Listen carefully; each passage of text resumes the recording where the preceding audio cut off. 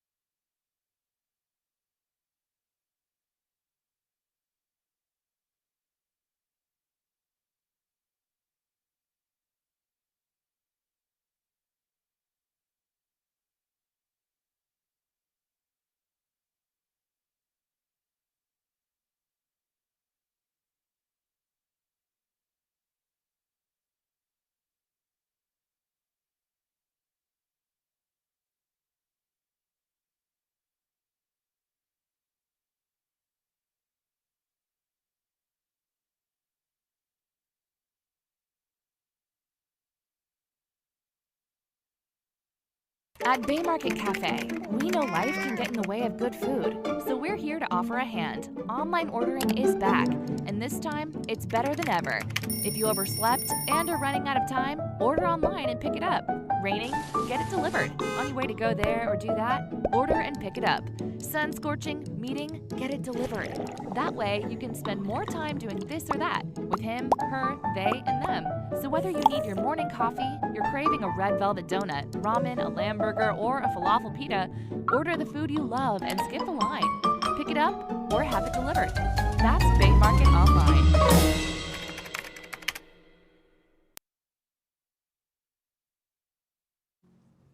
Good evening, and thank you for joining us for the 16th of 19 candidate forums for the 2021 general elections in the Cayman Islands, being hosted by the Chamber of Commerce in association with Foster's. My name is Mike Gibbs, and I have the honor of being the current president of the Chamber of Commerce, and I will also be one of the panelists asking the questions this evening, along with Mr. Shamari Scott, president-elect of the Chamber. I'd like to begin my opening comments by welcoming Georgetown Central candidate Kenneth Bryan and thanking him for accepting the Chamber's invitation to participate in this forum. Fellow candidate Frank Cornwall declined our invitation. Your willingness to appear on this platform demonstrates to voters that you take the democratic process seriously and are ready to respond to a series of questions on the top issues as identified by a recent online Chamber survey. More than 400 responses and more than 200 questions have been submitted via the survey, and these will help to frame the questions for this evening's forum. There is certainly not enough time to ask all the questions, but we will do our best to cover the topics that have been identified as the most important to the Cayman Islands and to Georgetown Central constituency. When the Chamber was established in 1965, the goal was to create an organization that supports, promotes, and protects the interests and welfare of its members and the wider community. Being nonpartisan, we have hosted forums every election year since the 1988 election.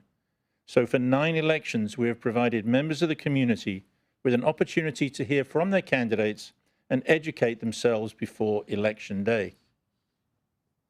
These forums have taken weeks of planning and preparation, with all the credit going to the hard-working Chamber staff, and would not have been possible without the financial support of our sponsors, Foster's, Affinity Recruitment, Bodden's Legal and Corporate, and DART. So a very big thank you to them. I would also like to extend a wholehearted thanks to our media partners, Cayman Mile Road, Cayman Life TV, Radio Cayman, Government Information Services, and ICCI-FM for agreeing to broadcast tonight's forum. It is the first time that we have live streamed the forums on the internet, and we hope that this new format will enable even more people to watch them in the comfort of their home. It is now time to begin this evening's forum, and I will therefore turn the proceedings over to Mr. Will Pinot, CEO of the Chamber, who will serve as this evening's moderator. He will explain the rules of the forum and introduce Georgetown Central candidate, Mr. Kenneth Bryan. Good evening, Mr. Bryan. Good evening. So, rules for tonight's forum are as follows. You'll be asked a series of questions, and you'll have 2 minutes to respond to each question if you choose to do so. And at the conclusion of the forum, you'll be allowed 2.5 minutes to deliver a closing statement. So now I'm going to provide the viewers and listeners with a brief biography. Mr. Kenneth Bryan was born in 1980 at the Georgetown Hospital in Grand Cayman. A committed family man, Mr. Bryan has been married to his wife for 12 years, and they have 2 daughters. He has a degree in business administration from the University College of the Cayman Islands. He is also certified as a backpack journalist by the Poynter Institute of Media in Tampa. He also has experience as a civil servant, having entered the workforce as a fire officer in 1997. He was first elected to the Legislative Assembly, now Parliament, in 2017 when he ran as an independent candidate in Georgetown Central and has proudly represented that constituency since then. He is also a member of the Commonwealth Parliamentary Association and participated in many conferences around the world, including being a proponent of taking action to address climate change. Mr. Bryan also served as a member of the Cayman Islands Youth Parliament Committee. Prior to his political life, Mr. Bryan was known for his time as a TV reporter with Cayman 27. He also served as a political assistant to the Premier of the Cayman Islands from 2013 to 2015. He was also the founder of the Grasp Your Future voting registration drive in 2013 that helped register over 1,000 young people to participate in the electoral process.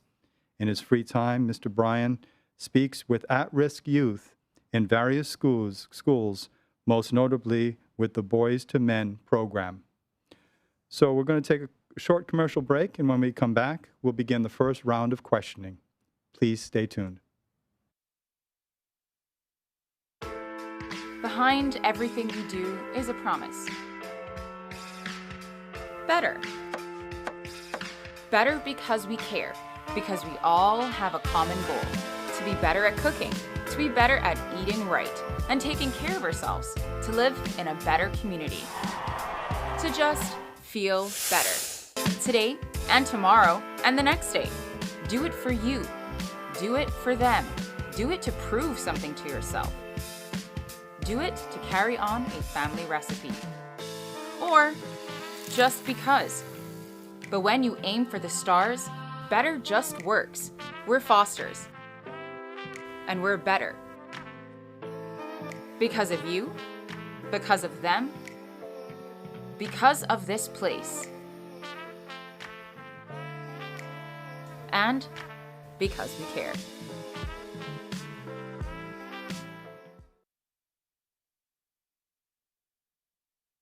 Welcome back to the Chamber of Commerce Candidates Forum for Georgetown Central. I'll now turn it over for the first round of questions to President Mike Gibbs. Thank you, Will, and good evening once again, Mr. Bryan. Good evening. First question really focuses on why you are running. And so you have decided to seek re-election. So the question is, why have you decided to do so? And what skills do you possess that make you the candidate of choice for Georgetown Central? Thank you, Mr. Gibbs and Mr. Scott and Mr. Wilpenu for being here. Good evening, everyone, and the voters of Georgetown Central. I want to thank the Chamber for hosting this evening's event and debate, but I do intend to address my first question in my closing remarks to give me an opportunity to address a very important matter. This debate was an essential part of the democratic process. It gives the voters an opportunity to make an assessment of the choice by way of comparison of myself and my opponent. It's an opportunity to hear the views and thoughts of each candidate and to see which suits you and your family best. During these debates, we learn so much about each candidate, like their ability to articulate a position on important matters, see their knowledge base and understanding on issues that are important to you, the voters, also their ability to handle difficult situations when under pressure. These little things are essential for you as voters to make an informed and accurate decision as to who you should choose to be your voice and your choice in Parliament. Unfortunately, my opponent has taken away that opportunity from you by not showing up here tonight and to previous debates. I believe for that reason alone, it shows that he does not deserve your vote. When my opponent and I were nominated for the seat of Georgetown Central, it is like we applied for a very important job, and tonight is the interview for that job. I believe it is very presumptuous of him to believe that he's deserving of your vote by not showing up for the interview for the job that he applied. The question that needs to be asked is, what message is he sending to our young people out there who are seeking employment today? He should be setting a better example for those he seeks to represent. This lack of respect for the voters of this country has become a trademark of the team upon which my opponent is a part of. And my concerns grow even more tonight, as I believe that attitude will carry forward into the next administration if my opponent and his associates are the ruling members of the next government. Thank you, Mr. Bryan.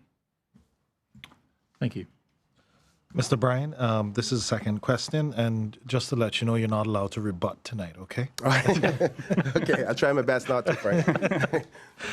This has to do with national issues.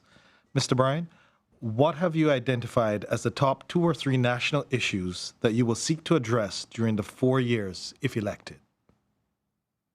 Well, there are different issues, long-term ones and short-term ones, because I think you have to separate the two.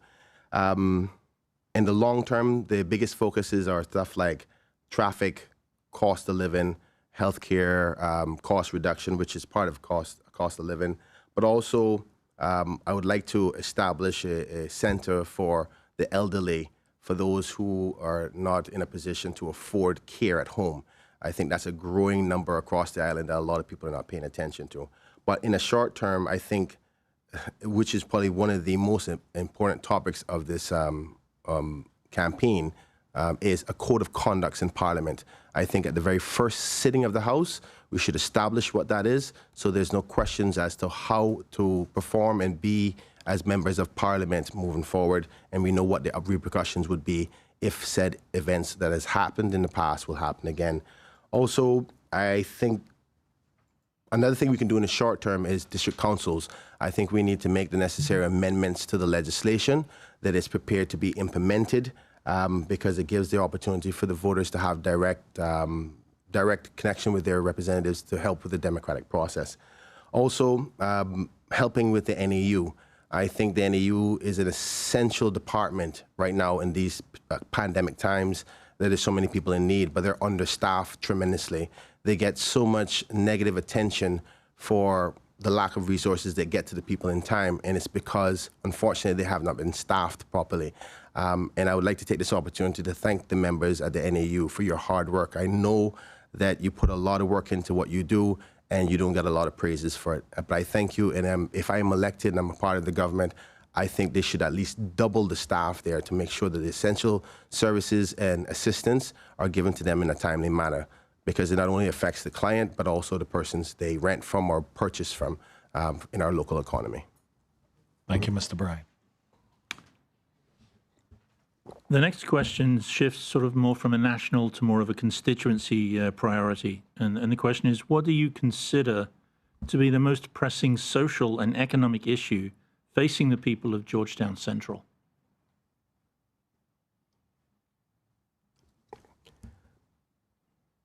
I think that most people that I speak to feel that they're being taken advantage of in their own country. They don't feel like they're respected in their own land. They feel like somebody else is coming, taking over.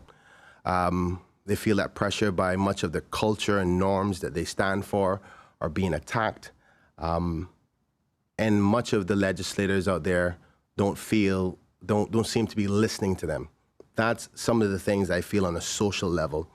In respect to on an economic level, housing, I would probably say, is the number one issue, because people don't feel that they can be a part of the Cayman dream.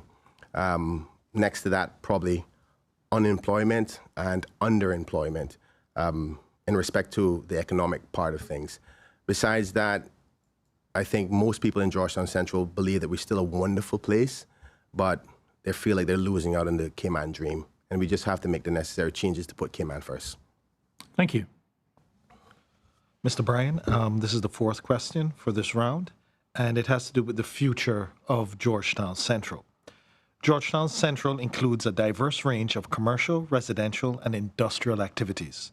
What is your view about the ongoing and future development of this area? Georgetown Central is the district of the Cayman Islands. So we were not the first district, our first capital, but the second capital in much where most of our development has started. So our development plans are kind of ad hoc. We just kept on adding. And there was not much plans around the community, surrounding communities that are close by to much of the high-rise buildings. I think we have to make an assessment of exactly where we want to go with our capital, and then have that frank conversation with the residents and families within the area, because we can't just presume that you're just going to continue building around them and slowly pressure them out of the way. And that's how they feel right now. Now, development is essential, and it's going to happen, and it's inevitable. I think the best way to plan from that is to discuss with those people who will be affected by it, to say, listen, this is the long-term vision of our country with our growth.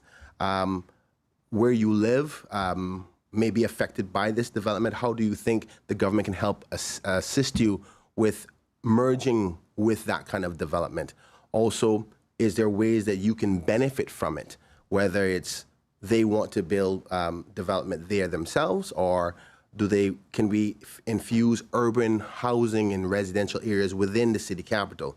The most important thing about the development of our Georgetown Central is the inclusion of the people that are affected by it in the discussion of where we're going. And in most cases, that's the problem, no matter what we're talking about, is, listen, everybody knows yesterday is a different day than it is today, and tomorrow is going to be a different day than it is today. If you just include the people in the discussion, we can find compromise that is suitable for everybody so we can live in harmony. Thank you, Mr. Bryan. Okay, for the last question in this first round, you've already touched on some of this already, Mr. Bryan. The subject is affordable housing. The question is, do you believe there is adequate affordable housing in Georgetown Central? If not, what ideas or plans would you seek to introduce to assist the constituency? The simple answer is no, there's not enough affordable housing. And I think the obvious focus and reason for that is the cost of having housing in the central part of Georgetown. We heard that recently the average home for 3-bedroom is like almost $500,000. In central Georgetown, it's probably over $1 million. And many of the landowners in Georgetown Central who still live there are persons who would not be able to afford to develop those types of situations and would not probably use the land for housing development unless it's going up.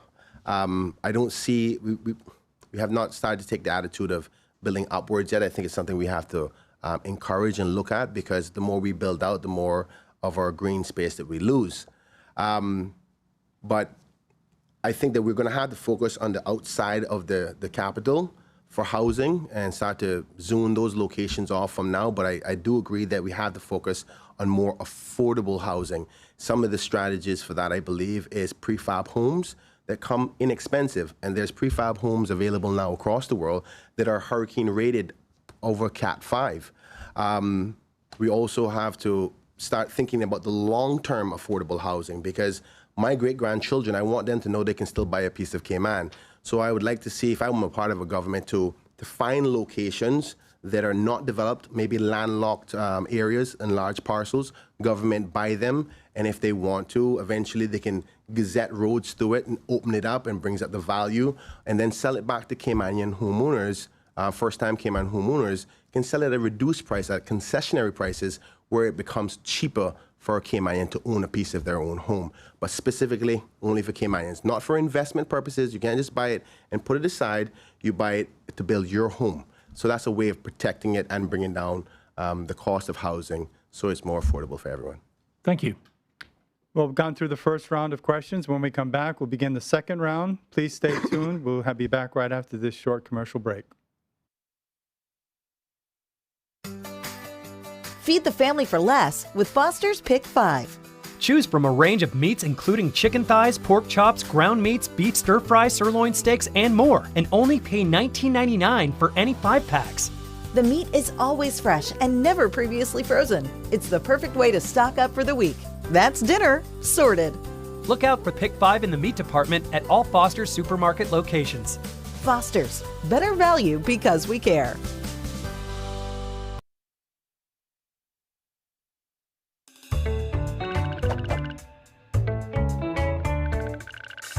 You hear people talk about the economy all the time.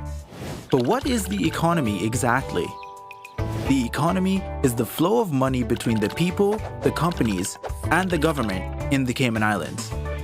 Why is it important to understand the economy?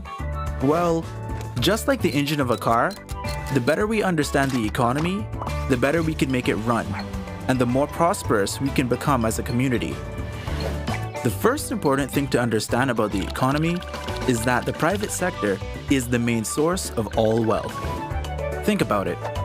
Most people work for companies in the private sector, both big companies and small businesses.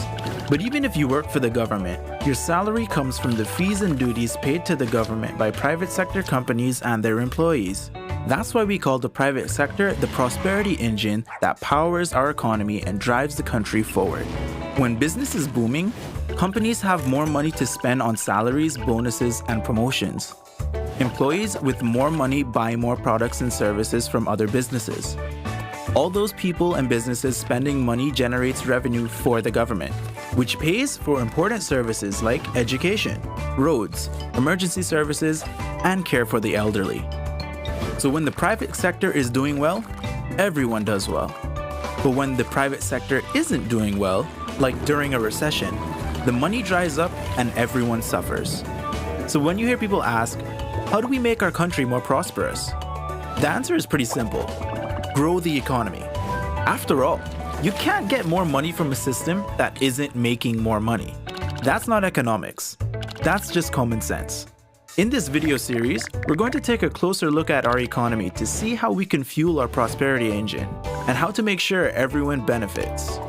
For now, thanks for watching, and remember to share this video with your family and friends so they can learn more about our economic prosperity engine.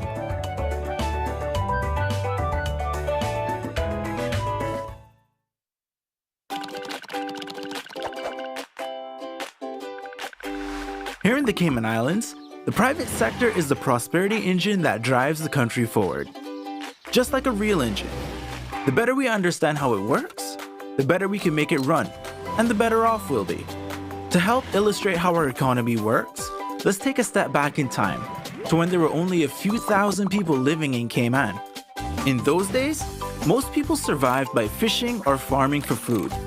It was a simple, wholesome life, but it was a lot of hard work. Most people bought what they needed from their neighbors. As people bought and sold things, their individual wealth went up or down, but the overall wealth of the country stayed the same. In a simple economy like this, the only way one person could increase their wealth was by reducing someone else's. In order to increase the overall wealth of the country, one of our Caymanian ancestors would have to sell something, a product or service, to someone somewhere else, and bring that money back home. In other words, we would have to export something. In those days, our biggest export was labor. Men worked overseas or on the seas and brought the money home, thereby increasing the total wealth of the country. Although the economy is much bigger and more complex today, these same principles still apply. Every time a company in Cayman sells a product or service to a customer overseas, the overall wealth of the country increases.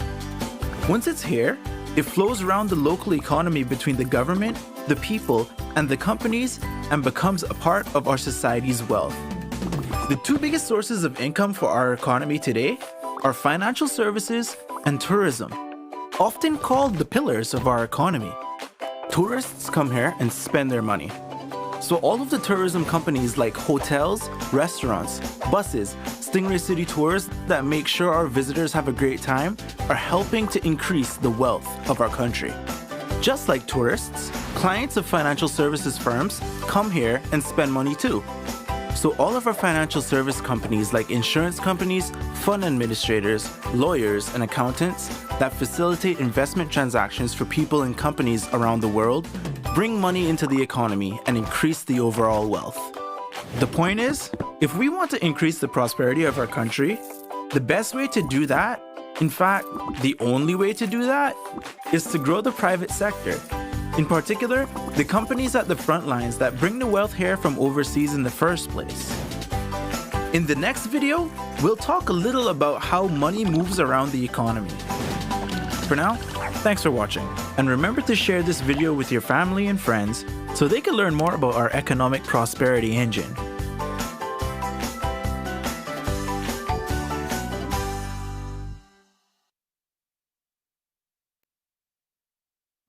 Welcome back to the Chamber of Commerce Candidates Forum for Georgetown Central. And I'll turn it over to President-elect Shamari Scott to begin the second round of questioning. Thank you, Will. Mr. Bryan, this question has to do with beach access. What will you do to ensure that proposed developments throughout the Cayman Islands do not have a detrimental effect on a public beach access?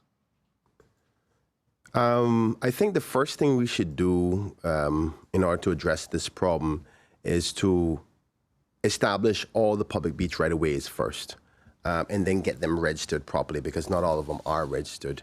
I recall that there were some proposed amendments that was brought to the Legislative Assembly at the time, in the second to last sitting of the House, but was withdrawn. I believe that those should be, whichever government it is that is next form, should be brought back to the first sitting of the House, because there were some strong amendments in there that would give some protections to those right-of-ways. I would encourage stronger protections and amendments to those pieces of legislation. But more importantly, we have to work with developers around Cayman, because this is a very sensitive topic. It's a heart of who we are. We're Caribbean people. We love the beach. That's who we are. We're like little fish on land. but we understand the development of our Caribbean island, and the most attractive thing is the beach.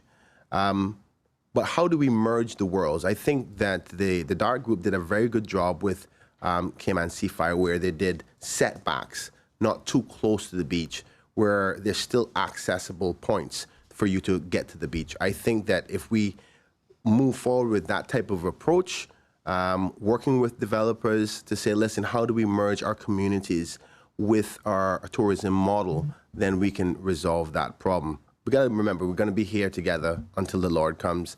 And I know that it's more beneficial for a peaceful community in respect to what they know as their rights than having the differences between a developer and the members of the community. So I think we're mature enough of that, and we live in a harmonious society that we can find that perfect balance while still supporting sustainable development. Thank you, Mr. Bryan. Changing topics, Mr. Bryan, the area of civil partnerships. And the question is, what are your views on the recently enacted Civil Partnership Act? This topic is a very sensitive one for my community.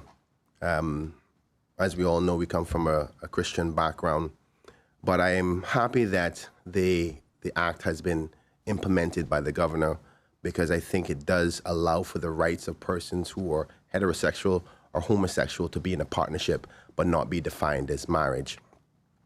Wasn't happy that it had to get to that point the way it did, and I think that was mainly due to the lack of consultation and discussion with the public. I'm happy that the governor himself made the necessary amendments. Not all of them were accepted by the community, but necessary amendments to make sure to ensure that marriage is still protected under our Constitution and under our Christian faith. This topic is kind of like a cut. Every time we ask a question about it, we don't give it a chance to heal. I am happy that we're still seeming to go forward together in harmony, regardless of the differences. And I'm just happy that all rights are now in place and everybody has access to that. And I think that we're going to get through this just fine, loving each other. Okay, thank you. Mr. Bryan, this question has to do with a hot topic that has seemed to be on the agenda for probably the last decade, if not more, that being education. What is your vision for a successful education system in Cayman? What does it look like? What steps can we take to get there?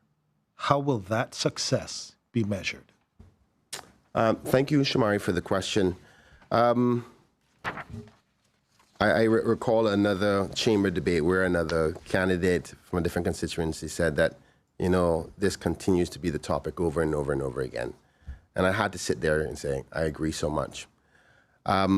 There's different types of systems in education across the world. The American model, the European model, the Caribbean model, the Swiss model. I think all of them can work. All of them have its disadvantages and advantages.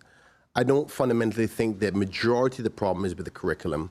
I think that much of the school issues that we have are more to do at home, outside the school, not inside the school. Yes, there's tweaks that we can do from within the school itself, but I believe where much of the issues are coming from is not having our children prepared to accept the information and the education that is necessary to become a strong, active citizen when they get older.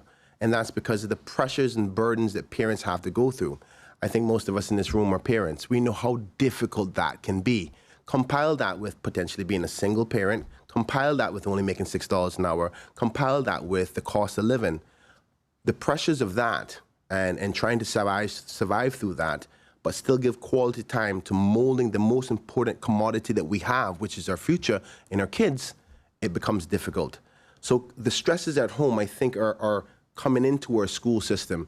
So what I think is the best way to solve this problem is help families be better at parenting. We got to be able to get them home on time so they can spend quality time with their kids, to be able to do homework with them. For those who are not very good and strong with their educational background, offer after-school programs free of cost where they can help them with their homework. You know the old saying, it takes a village to raise a family. Right now, we are trying to ask a half a person to raise a kid. It's not going to work. The pressures of the system is just too much, and we got to help families, then we can help the education system. Thank you, Mr. Bryan. Question 9, Mr. Bryan, is focusing on the political sort of scene. It says, many candidates in this year's election have identified themselves as independent. If elected, would you be prepared to join a coalition group or party? And which ministry or position in the new government would you want to fill based on your skills and qualifications? Thank you, Mr. Gibbs.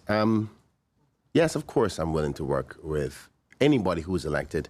That's the part of democracy you must respect, because it's not the individuals that I look at. I see every person from every constituency as the voices of, hypothetically speaking, Prospect or Red Bay. That's the person that comes with their message. And I don't look at the individual who's saying it, but more so what they're saying on behalf of those people. So regardless of who's elected, I think we are mature enough democracy that we can work together to find the solutions. I think ultimately that's all of us, all of those persons who are running think that they have a path to finding those solutions. And ultimately, I think it's an accepted fact that it's going to be a coalition government. So we're going to have to work together. And I'm prepared to work with anybody. I'm not going to be a yes man like some, but because I'm strong and willing to stand for what my people believe in. And sometimes the politics get in the way and people just say yes for yes sake. I take my time, I invest in the topic, do the research, find out how my people feel about it, and say my position. Now, if I was a cabinet minister, that would be different because I have collective responsibility and I will not be able to be as free with my positions because we come together as one and bring a motion to the House. In respect to the second part, bring a bill to the House. In respect to the second part of your question, in respect to ministry, with my background with marketing and my personality and my love for my country and what we stand for, I think I would be strong and effective within tourism and culture and sport. Sport is one of those things that unifies a country, and I really want to unify my people. The new Caymanians, old Caymanians, black, rich, poor, white, everything, because I think that's the better way for us to move forward together. If not any of those, housing, because it's probably one of the #1 issues for me moving forward is making sure Caymanians can have a piece of the Cayman pie. Thank you. Mr. Bryan, this is question 10 and the last for this round, and it has to do with revitalization of Georgetown. What is your view of the current Georgetown revitalization project? If elected, would you continue with the project or would you take a different approach? If yes, please explain. Well, one of the first things I would want in respect to the Georgetown revitalization is the proper funding to support the creation of the Central Scranton Park. There was commitment made to give that nonprofit organization monies to develop that. I really want the Georgetown Central Scranton Park. It's so important, not only to Central, but all Georgetowners. And I think it will help with the concept of revitalization. It creates a green space that can be used for, afternoon coffee or tea, and a space where not only a place to relax, but many of my people in my community can go and offer some of the best cooking in the world. But in respect to the overall government plan so far with the revitalization, I only see so far it being more of a change of the outside look, the decor. It's talking about the green space and more trees. That's good. But if we're going to make a serious push for the revitalization of Georgetown, I think we need to take on the model kind of similar to what the Dark Group has done with the Cayman Bay, where you work, live, and play, and put the necessary legislation in force to allow that to happen, but also to incentivize businesses to come back to the center heart of Georgetown. During the day, it's not a problem. We see it as live as ever. It's after the sun goes down. So we have to start incentivizing businesses like restaurants, entertainment, music, and the like, and then some residential, because if people live potentially at the top floors of those buildings, then they still have to live around there and move around, and they'll go down to the convenience store downstairs or to the coffee shop or what have you. So I think we can duplicate what Cayman Bay has done. We don't have DART money, but we have incentives and we have a wonderful ocean view that's like no other. Perfect. Thank you, Mr. Bryan. Second round of questions are done. So please stay tuned. We'll be back with the third round right after this message. March in Cayman is hot, but at Foster's, it's frozen. Frozen Food Month is back, and we're giving away 4 $250 Foster's cards. To enter, just purchase any 3 products from the frozen department from now until March 27th. It's that easy. You could grab a frozen pizza for dinner, frozen berries for a morning smoothie, and frozen plant-based sausages for something different. Exactly. Just don't forget to enter online at fosters.ky/frozen food month. Foster's, better because we care.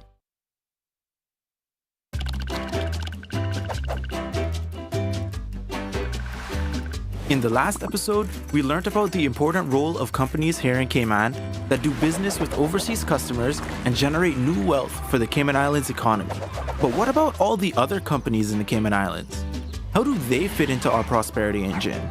Every business in the Cayman Islands falls into one of 3 groups, or tiers. Each tier plays a critical role in our economy. The first tier is made up of all the companies that do business with overseas customers and bring money into our economy.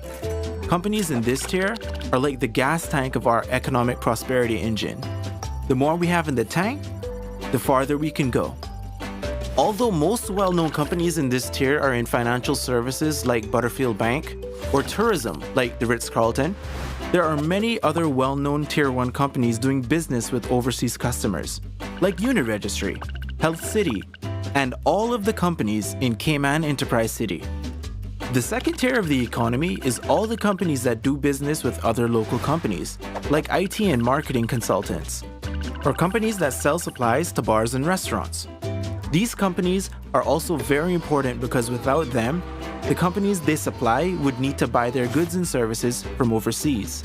So while companies in Tier 1 bring money into our economy, companies in Tier 2 help keep it here. The third tier is made up of all the companies that provide services to people that live and work in the Cayman Islands. Companies in this tier include supermarkets, dry cleaners, mechanics, gyms, doctors, dentists, architects, house builders, florists, and gardeners. These companies are important sources of employment and business opportunities for our people. And they play a really important role because without them, Cayman wouldn't be a very nice place to live. So to recap, Tier 1 companies do business with customers overseas. Tier 2 companies do business with other companies in Cayman. And Tier 3 companies do business with those who live here. Every company and self-employed contractor in the Cayman Islands falls into one of these 3 tiers, and they all play an important role in making our nation prosperous, helping bring money into our country, improve our economy, and creating jobs. And without them, the Cayman Islands wouldn't be the great country that it is. Thanks for watching, and remember to share this on social media so we can all help fuel the economic prosperity engine.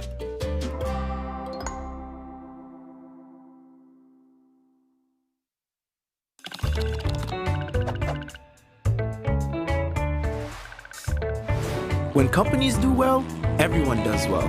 Not just the business owners, but the employees, other businesses, the government, and even the customers. Seriously. To learn how, let's look at how money flows through a company. When a company sells its goods and services, they receive money, which is called revenue. That money is then split up and used in a number of different ways. Some of the money goes to employees.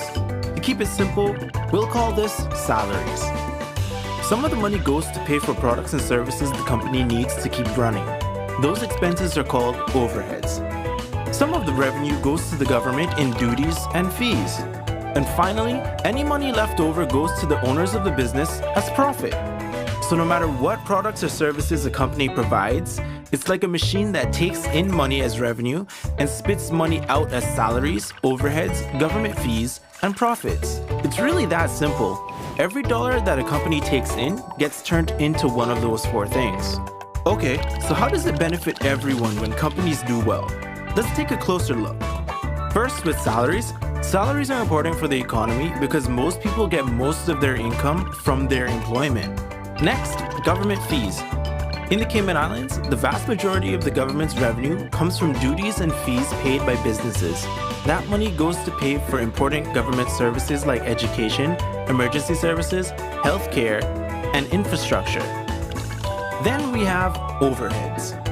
Quite simply, one company's overhead is just another company's revenue. When a hotel needs supplies, they buy them from local suppliers.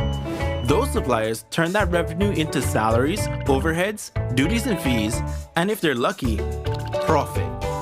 Some people think that business owners make too much money, but the truth is, the average company only makes 7.5 cents in profit for every dollar in sales. And that's assuming they make a profit at all.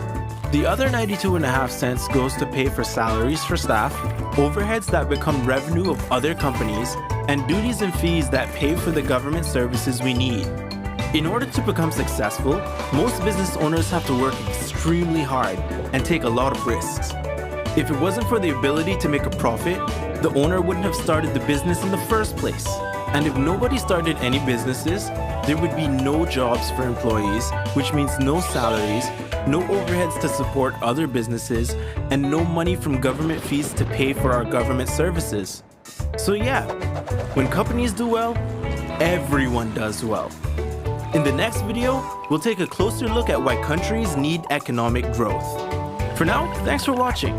And remember to share this video with your family and friends so they can learn more about our economic prosperity engine.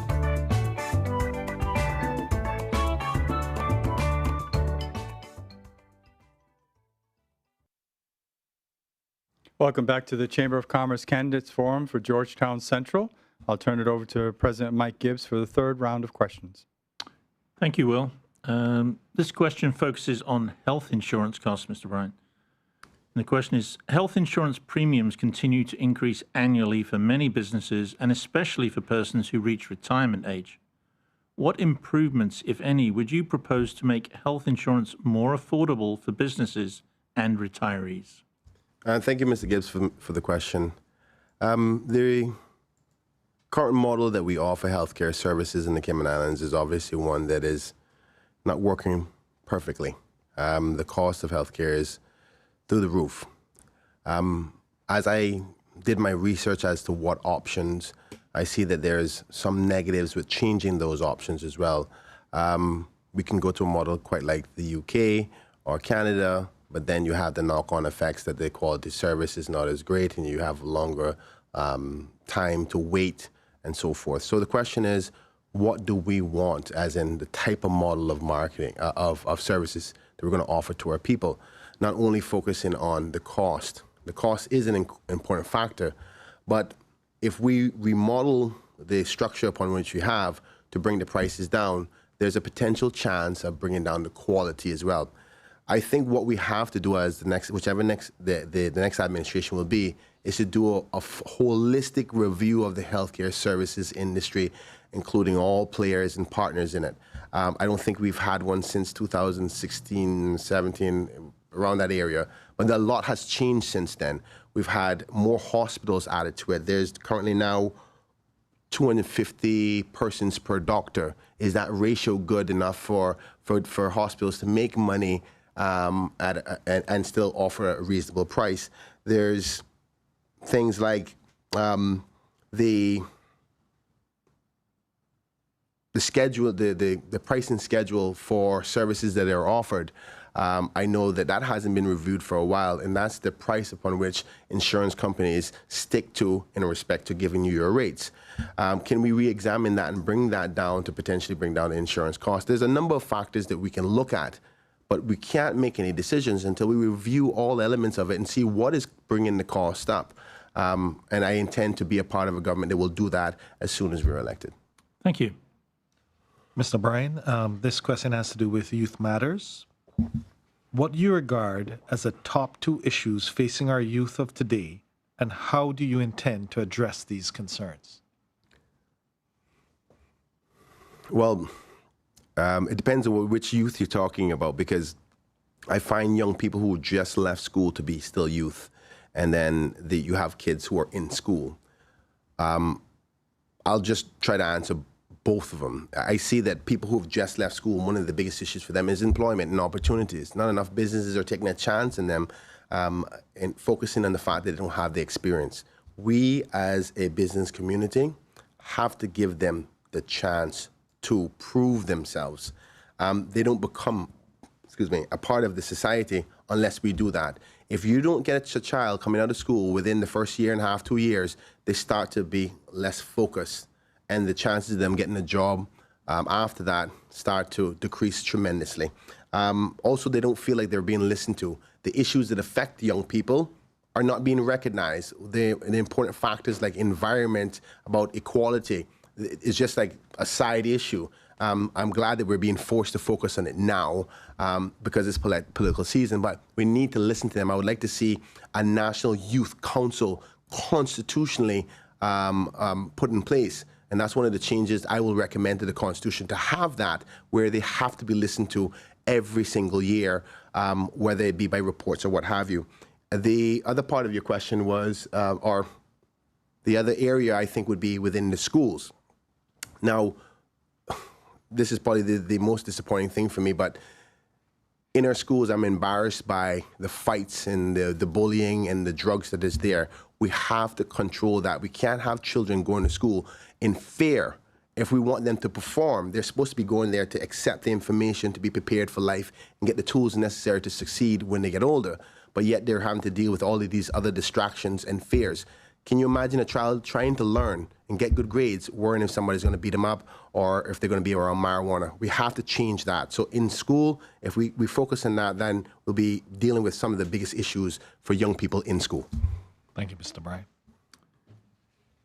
From our chamber survey, Mr. Bryan, we asked respondents to give specific constituency-focused questions, and this one was, what are your plans to improve the living conditions of the persons residing in the Georgetown Central community? Oh, this one should be reasonably easy. I think we should have more routine garbage collections. I don't think they pick up the garbage enough. I would like to work with the Royal Caymanians Police Service to do a lighting safety assessment for Georgetown Central, but I think it should be done across the island. This will bring down the level of criminality. Work closely with the NAU to continue to provide assistance for those families who are in need. Continue to work with the business community and the work department to ensure that Caymanians are getting the opportunity to get jobs, and to those who are underemployed to move up the ranks to get better wages. And lastly, get my park done in Georgetown Central. And I was also promised to have assistance from the government in respect to the basketball court at the Georgetown Primary School. I'm a basketball person. It was one thing that kept me out of the little trouble that I was out of. So I think if you have positive things around the community, it keeps our kids active and away from the dangers of life that is there while you're going through that very important molding time of their life, that from birth to 18. So if we get those things, I think Georgetown Central community can be vibrant as it has always been, but more productive for our community and our families. Thank you. Mr. Bryan, I heard you talking about basketball. I want to let you know I can still beat you on one-on-one. But you're probably right. let's go to the next question at hand. And you also mentioned work, as in the work department. So this question actually is specifically designed to ask you a question about employment. With regards to the new Department of Work system that has been implemented in recent years, do you consider the system a success? If not, what improvements would you recommend? I don't think that the work department's system is the root cause of the problem. I think other systems, no matter what system you put in, there's some other problems that are happening that's causing lack of opportunities for Caymanians. And this has to do with the supply and demand of labor. I think we're a little bit too loose when it comes to accessibility to outside labor when we have Caymanians available to do the job. I know this may not be a very popular thing, but I think it's the responsibility for those who have employment opportunities to do their part to invest in Caymanians. Because in the long term, if you don't, it will affect you negatively. I don't think there's enough people who are taking the chance on our young people Granted, I understand there is a percentage of people who are messing up. And then the government's job is to make sure to continue to incentivize them and work with them, train them, and prepare them, and then send them back out to you for you to hire them. But I find that too many people are giving up too quickly. And the reason why they're giving up so quickly is because by a snap of a finger, you can go to the work permit board and get one, and get somebody who's cheaper, probably more qualified, and if you know the right person, it'll get approved. That's supply and demand. We have to tighten the demand and incentivize the business community, which the business community is having it hard already in this pandemic, so it's a hard time to do it. But if we have to incentivize them to say, listen, work with our people, give them the opportunity. If you're saying that experience is the problem, give them the experience they need. That's what we used to do. And Caymanians became very successful when the Cayman Protection Board was there. So if it worked once before, it can work it again. But I would be a part of a government who is willing to work with the business community to find the best balance. But we have to do this, otherwise it's going to hurt us in the long run. Thank you, Mr. Bryan. Okay, I have the pleasure of doing the last question in this particular round, round 3. And this focuses on economic diversification.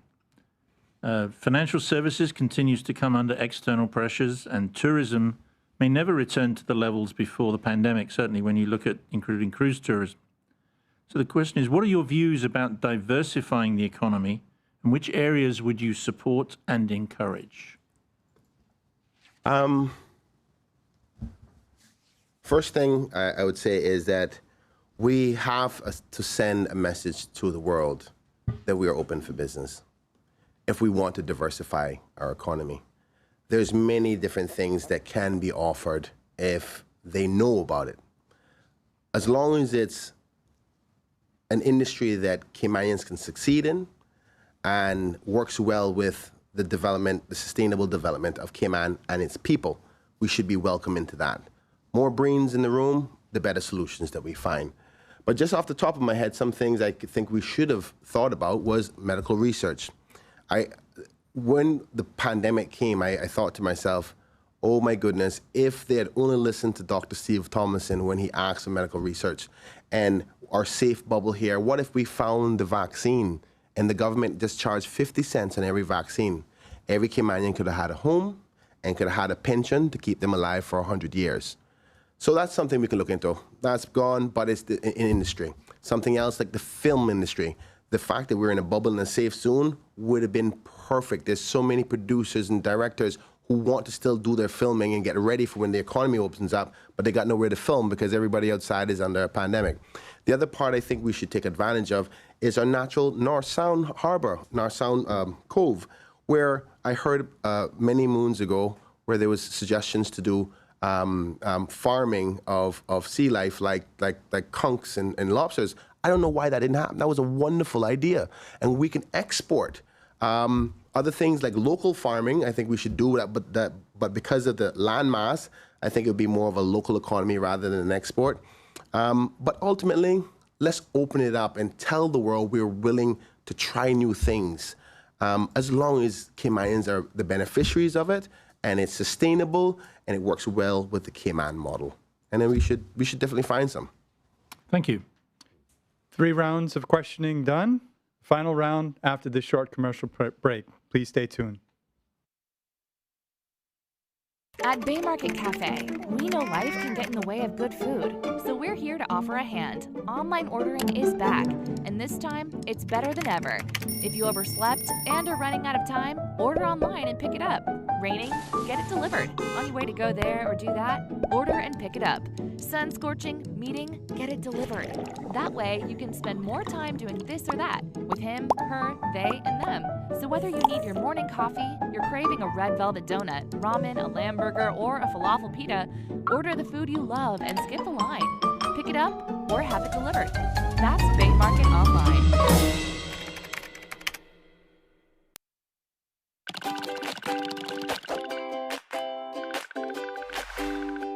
Most people want the same basic things in life. They want to be safe, healthy, happy. They want a good job. In a word, people want prosperity. So how can we create more prosperity for Caymanians? Another way to say prosperity is standard of living. There are 3 basic ways to improve the standard of living. First, the government can spend more money on services like healthcare, education, or infrastructure. That would make life better for Caymanians. But it would also cost more money, which means more government fees. So it might bring a better standard of living, but it would also increase the cost of living. The second way to improve living standards would be to reduce the cost of living. A lower cost of living means people have more money to spend on other things. But in a modern economy, for the most part, the cost of living isn't something that the government can directly control. The third way to improve living standards would be to increase salaries. Raising salaries has the same effect as reducing the cost of living, because it gives people more money to spend. If only there was some way we could increase salaries, increase government revenue, and decrease the cost of living all at the same time. There is. It's called economic growth. In the last video, we saw how companies turn revenue into 4 economic outputs, including duties and fees and salaries. So in order to improve government services without increasing anyone's government fees, and at the same time increasing salaries, companies need to make more revenue so they can afford to pay more money in salaries and duties and fees. And that's what economic growth is.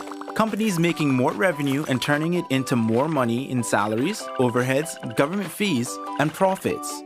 But wait, what about the cost of living? Is there a way economic growth can reduce the cost of living? Yes. Have you ever wondered why most things cost so much less in the United States? That's because companies there sell a much greater quantity and can therefore afford to make less on each individual sale. Economists call this economies of scale. The fact that a growing economy raises living standards and creates prosperity is one of the few things that all economists agree on. It's what people mean when they say, a rising tide lifts all boats. In the next episode, we'll start looking at how we could help the economy grow. For now, thanks for watching. And remember to share this video with your family and friends so that they can learn more about our economic prosperity engine.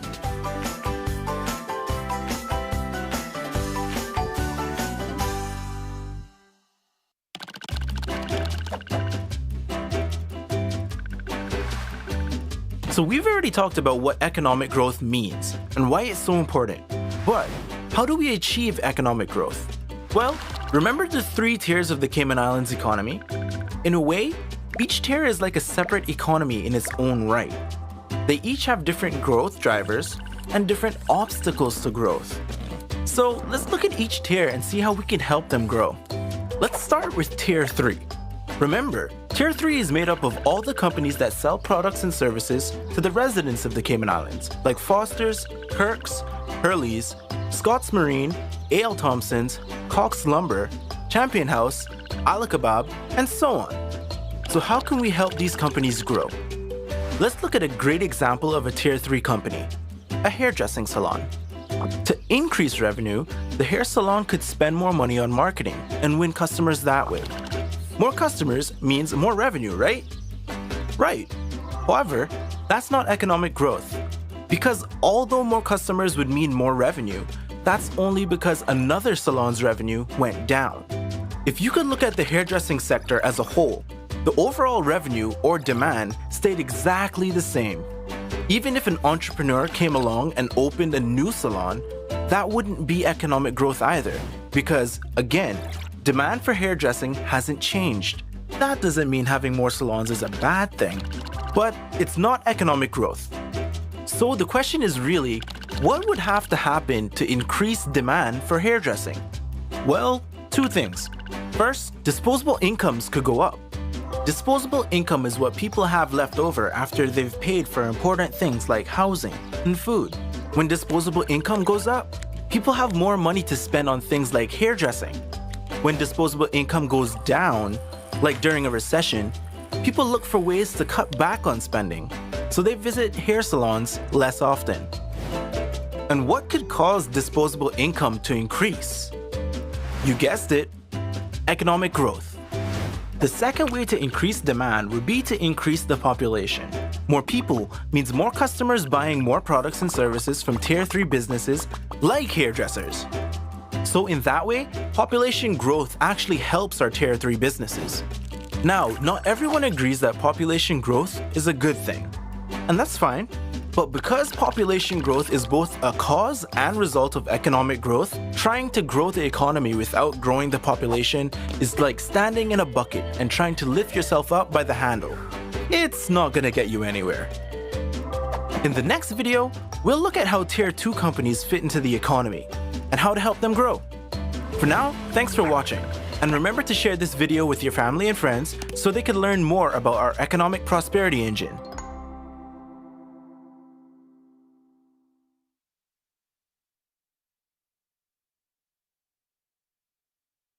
Welcome back to the Chamber of Commerce Candidates Forum for Georgetown Central. And we have the final round of questions, and we'll begin, Mr. Shamari Scott will begin the questioning. Thank you, Will. And I have the pleasure of the first and last question. Oh in this boy, round. So in trouble now. All right, so this first one is cost of living. The cost of living ranked as the top issue for respondents in the most recent Chamber Public Survey. What additional strategies would you propose to address this issue beyond those that you've already touched on?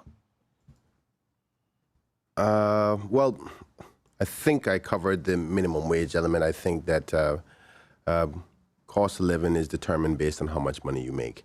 And cost of living is relative to the income bracket that you're in. I think many of the people who are affected by the high cost of living are those who don't make as much income. Sadly, that number is increasing and getting wider. I think there could be a number of strategies. There's no one silver bullet to this. Let's just make sure we're honest about the realities of this. But if we close the gap a little bit, it may become more digestible in respect to living here. So we have to start to reduce the cost of essential things. For example, currently there's a 22% duty on women's sanitary products. I mean, we have to cut that out. I mean, that's a direct cost and just specifically just for women. And there's other things that are not essential, that they're high end, that are duty free. If we go through the fee schedule or the duty schedule for customs, I think there's a number of things we can switch around. So bring and reduce the things that are essential and potentially put back on some things that haven't been there before. Now, we got to be really careful with that because you don't want to disrupt the balance of our economy. But we have to do something for the most vulnerable, because those who make money are not complaining about this. This is those who are in need, and it becomes the government's burden. Also, to ensure that Caymanians get the opportunity in the jobs that they are qualified to do. There's a lot of people who are unemployed, but that's mainly due to COVID. And the government is trying to do as much as we can in respect to giving them money to assist them to get through this. But there's a lot of Caymanians who are underemployed too. Qualified and doing jobs that are like a half of what the value they are. So we have to increase that. I think once we do a number of those measures, there's many more, but the time will not allow me to say. But if we do a couple of measures together, we can close the gap and make Cayman more livable. Thank you, Mr. Bryan.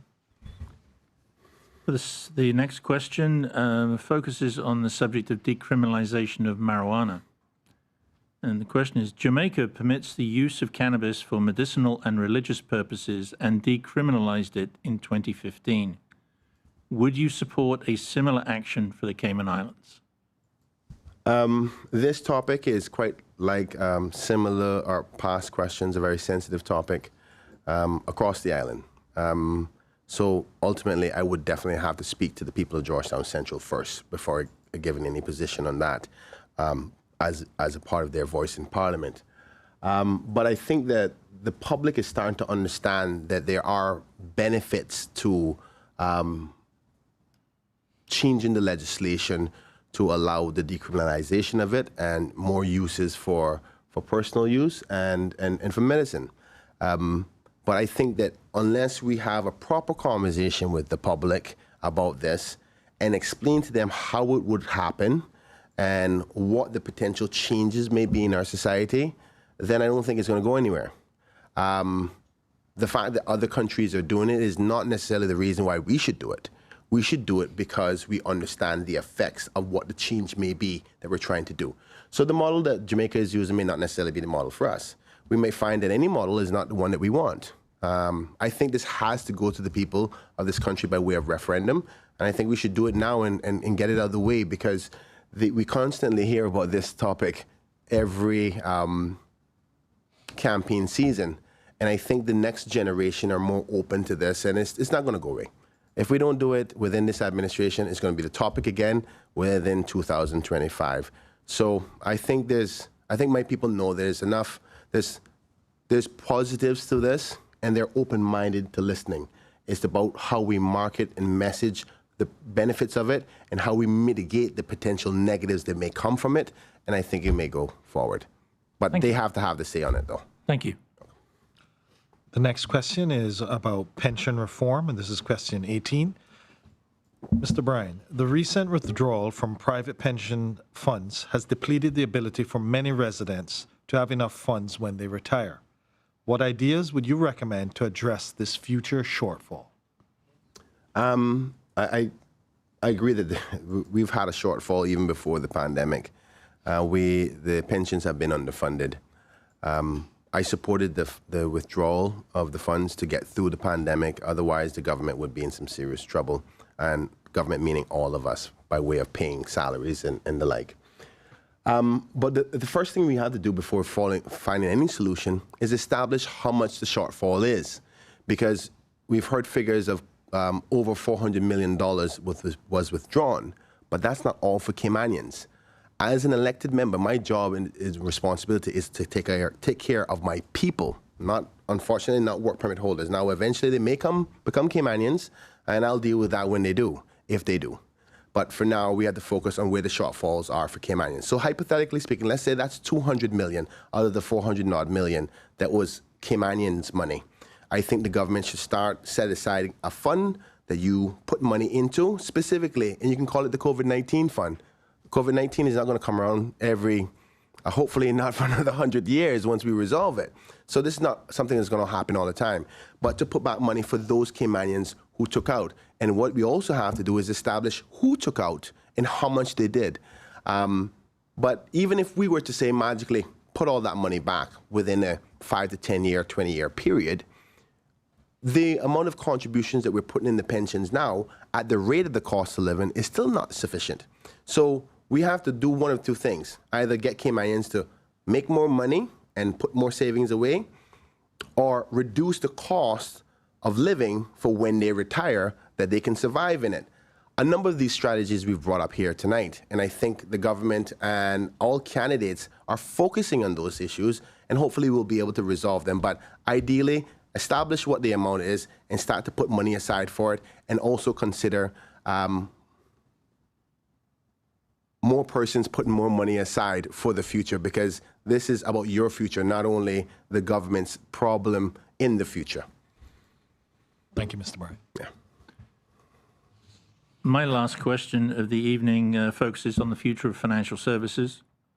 And it's given that financial services is critical to the island's economy, how do you think the country should respond to the FATF grey listing and the European Union's intention to blacklist us, even though we have met most of their requirements? Thank you, Mr. Gibbs, and forgive me. Financial services is not my background, so I did prepare for this question to have a properly informed answer. I would definitely push for stronger international marketing of what we do, what we're really about here in the Cayman Islands. We can no longer afford to ignore organizations like FATF, the OECD, and the EU, because that will only harm our ability to do business and hurt our local economy. Even if we look to diversify our economy, we must protect the number one pillar, and that is financial services.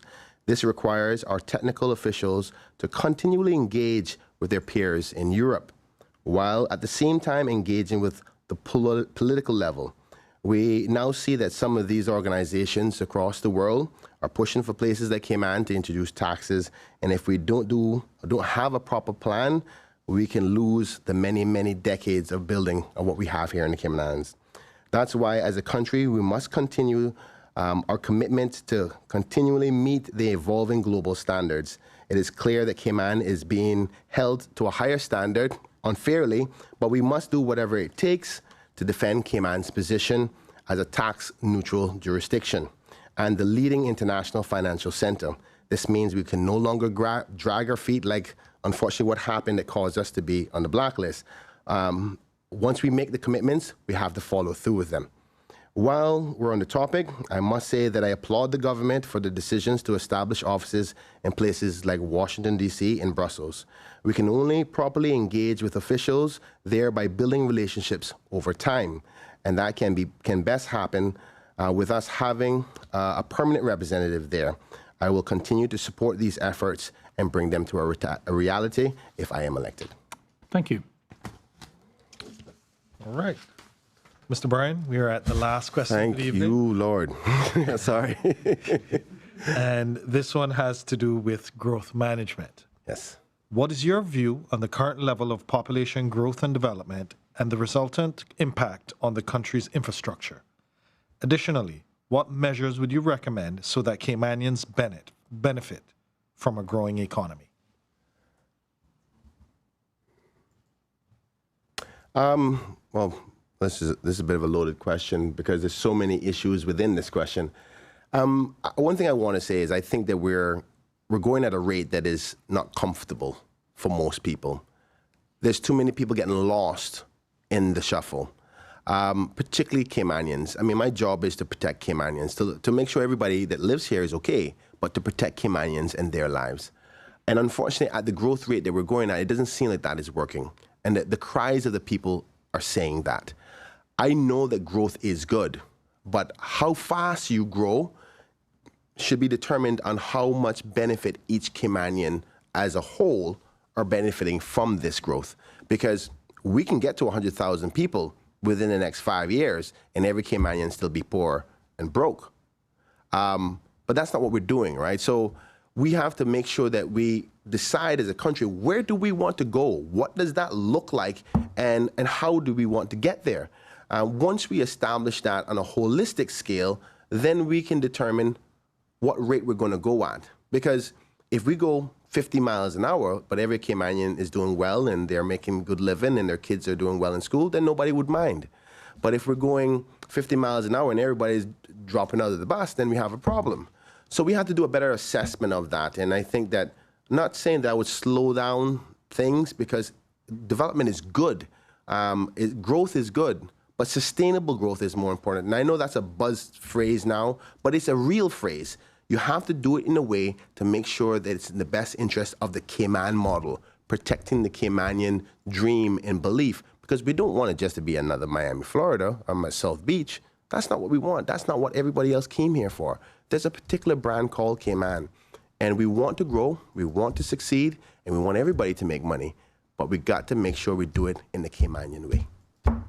Thank you, Mr. Bryan. Got through the 20 questions? Oh, that's the last one? Thank God. That's it. Oh, my. So we're going to take a short commercial break, and when we come back, Mr. Bryan will deliver his closing remarks. Please stay tuned. Behind everything we do is a promise. Better. Better because we care, because we all have a common goal: to be better at cooking, to be better at eating right and taking care of ourselves, to live in a better community, to just feel better. Today and tomorrow and the next day. Do it for you. Do it for them. Do it to prove something to yourself. Do it to carry on a family recipe. Or just because. But when you aim for the stars, better just works. We're Fosters. And we're better. Because of you, because of them, because of this place. And because we care.